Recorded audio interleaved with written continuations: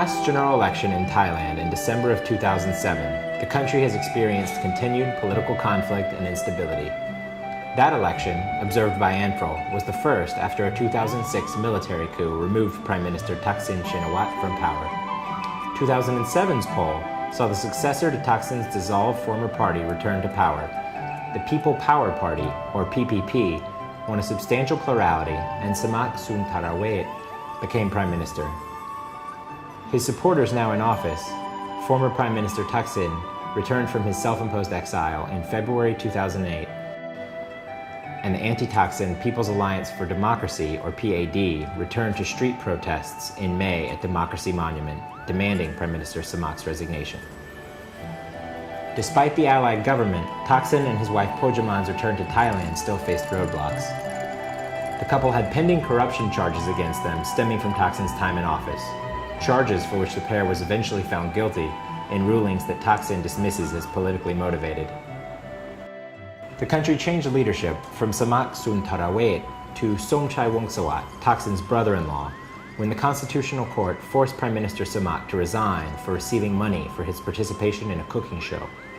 A court decision later in the year would dissolve the PPP and several parties in their government coalition for vote buying. The same decision also banned their leaders, including new Prime Minister Somchai, from politics for 5 years. The PPP now dissolved, the opposition Democrat Party,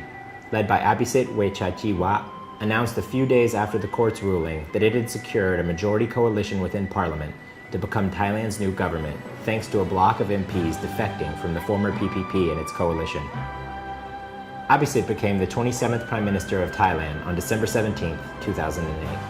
At least partially due to the manner in which he came to power, Prime Minister Abisit faced protests soon after taking office. March and April of 2009 saw major protests against Abisit by the United Front for Democracy Against Dictatorship, or UDD,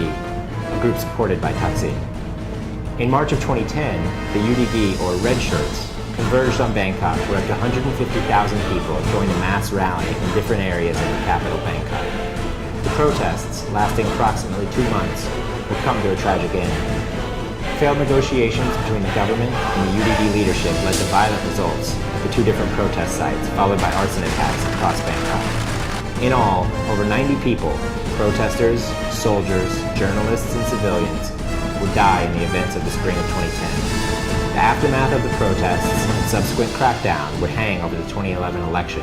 and make it all the more important. A year after the end of the protests, Abisit announced the House dissolution on May 10, 2011. Soon thereafter, the Election Commission of Thailand, or ECT, announced July 3, 2011 as the election day. คือเราไม่ได้ให้ความหวังทั้งหมดแก่การเลือกตั้งนะครับแต่ถ้าเราคิดดูถ้าการเลือกตั้งไม่ดีถ้าเราคิดดูถ้าไม่มีการเลือกตั้งเนี่ยความหวังในการพัฒนาประชาธิปไตยก็จะลดหายไปอย่างมากเลยคนละไม้คนละมือนะครับช่วยกันผมคิดว่าอย่างน้อยก็ถ้าไม่ใช่คำตอบทั้งหมดแต่การเลือกตั้งก็ยังเป็นคำตอบอยู่ดีครับ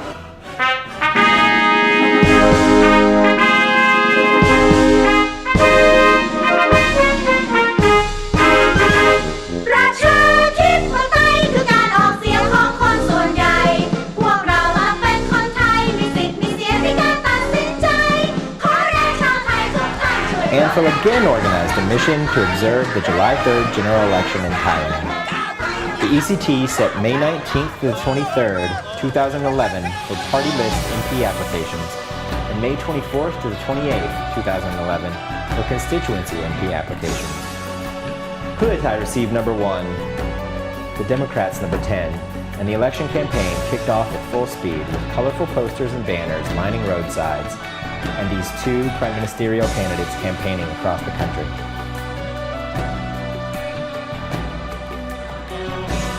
ANFRL initiated important pre-campaign activities,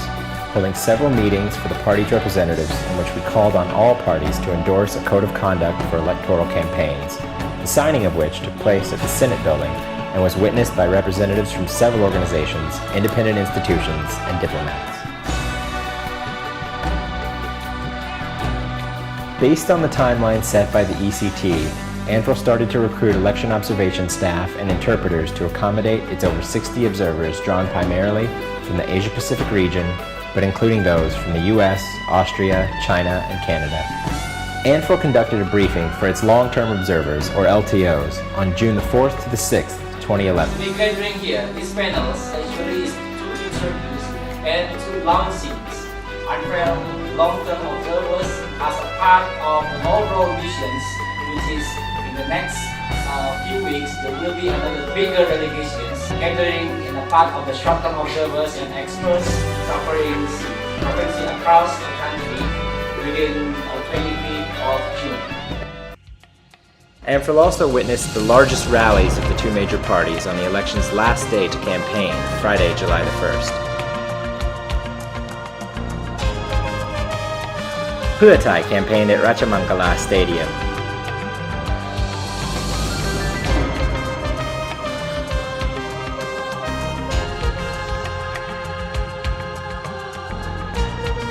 While the Democrats rallied at the Royal Plaza. On Election Day, ANFRL's chairperson, vice chairperson, senior experts, observers, and staff members observed the polling process at polling stations and locations all over the country.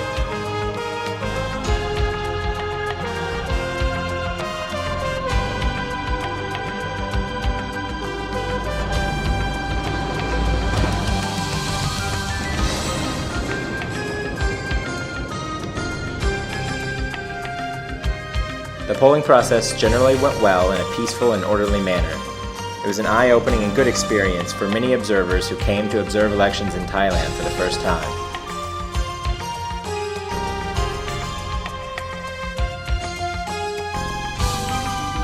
Polling stations opened at 8 a.m. on Election Day, with voters forming an orderly queue at most polling stations at the time of opening.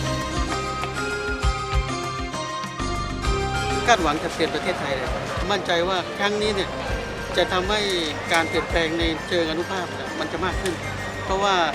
คนจะเริ่มเข้าใจในระบบการเมืองมากขึ้นแล้วก็จะรู้ว่าจริงๆแล้วเนี่ยการเมืองเนี่ยมันจะเข้าไปทุกส่วนของภาคประชาชนทั้งเศรษฐกิจทั้งความเป็นอยู่มันมีกกต.อยู่การตรวจสอบการรีเช็คต่างๆทั้งหมดเนี่ยยังไงก็ได้ไม่หมดหรอกครับเรื่องการที่ไม่ชอบมาปรากฏนะมันต้องมีนะครับครั้งนี้นะครับเป็นบทสรุปเลย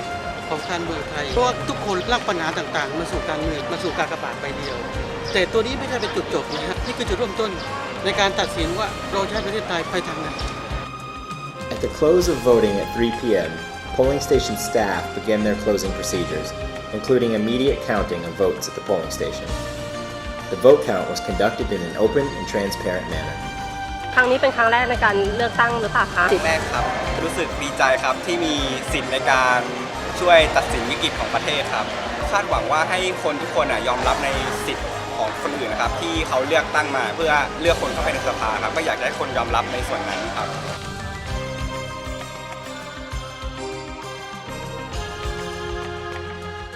The mere fact that observers here are marginalized, they cannot even enter the political parties. It's useless to field the political party observers here because they don't have any say. Unlike in my place, an observer can challenge an act of the election body, he can challenge a voter, he can file a complaint, but here they are non-entity at all. Let's credit the Election Commission what they have did. The procedures are pretty smooth. The flow of voting is very simplified also, and it's easy to follow and understand. The records, I think, are very much in order. That much we have to credit them. On the surface, everything is fine. The consolidation of votes from across the country finished. The final results revealed the Pheu Thai party to have been victorious, winning 265 seats compared to the Democrats' 162. And a number of other parties splitting the rest of the approximately 70 remaining seats of the lower house. Thanks to Pheu Thai's victory, Yingluck Shinawatra became the 28th Prime Minister of Thailand and the first female Prime Minister in the country's history. ANFRL subsequently held a second press conference about the election itself on July the 5th, 2011. It was well attended by the media, representatives from governments, and the general public. Although ANFRL found the July 3rd election to be generally free and fair, there remained serious problems such as vote buying, election-related violence, poor management of advance voting, advanced voter list should be based only on those voters registering for advanced voting during that election cycle. The ECT issued no red cards, only issuing 2 yellow cards for candidates from Sukhothai and Nong Khai provinces and 1 vote recount in the southern province of Yala. The public expects the ECT to issue more red cards to those candidates who bought votes and to disqualify winning candidates during the post-election period, even though they may have already entered Parliament. The law allows the ECT to issue those cards within 1 year after announcing the official results. All the cases will be decided by the Supreme Court for election operations. Looking back at the election, ANFREL found, contrary to many expectations, a decrease in election violence compared with the previous election. Smear campaigns and vandalism, however, remained common, especially in Bangkok.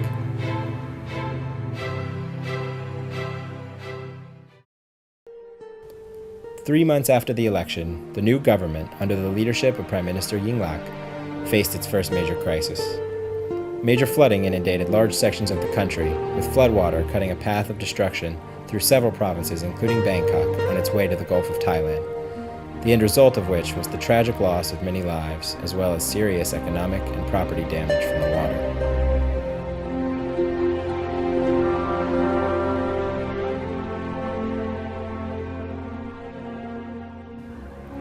The damage and pain from the flood disaster will affect Thailand and its people for a long time to come. What was heartening to see was the Thai people, their government, and local organizations in all sectors, including ANFREL, working together to help the victims by contributing money, consumer goods, and labor to the relief effort. Once the flooding and emergency situation ended, the country's focus on politics returned. One product of this focus is the role of the public in the amending of the Constitution. The new era of Thai society has more room for the public to play a role in a charter amendment. ANFREL is encouraged by the fact that public awareness and involvement with politics is at an all-time high. ANFREL hopes the public will have the knowledge and understanding of their rights and duties as citizens to fully participate in the democratic system. Complexity and uniqueness of the situation is added to by former coup leader Sonthi Punyarakalin's position as chair of the House Panel on Reconciliation and his inclusion as a member of the ruling coalition. Public participation and ownership will be crucial because the political and social divides so visible in Thailand the last 5 or so years remain unresolved. This was evident in the great deal of attention paid to a meeting between Prime Minister Yingluck and Privy Council President Prem Tinasulanont and Army Chief Prayut Chan-o-cha. That such a casual meeting is newsworthy reveals the persistence of the current Thai political impasse. To further public participation in the constitutional amending process, and to combat the country's political polarization, ANFREL and its local partner PNET have led a series of public forums and dialogues on amending the Constitution that included members across the political spectrum. Their effort will result in a statement from civil society and from the Thai people on the Charter Amendment and on what Thai democracy can and should be. Similarly, ANFREL is in the midst of an Asia-wide effort to make a similar statement of principles via the declaration of an Asian Charter on Free and Fair Elections.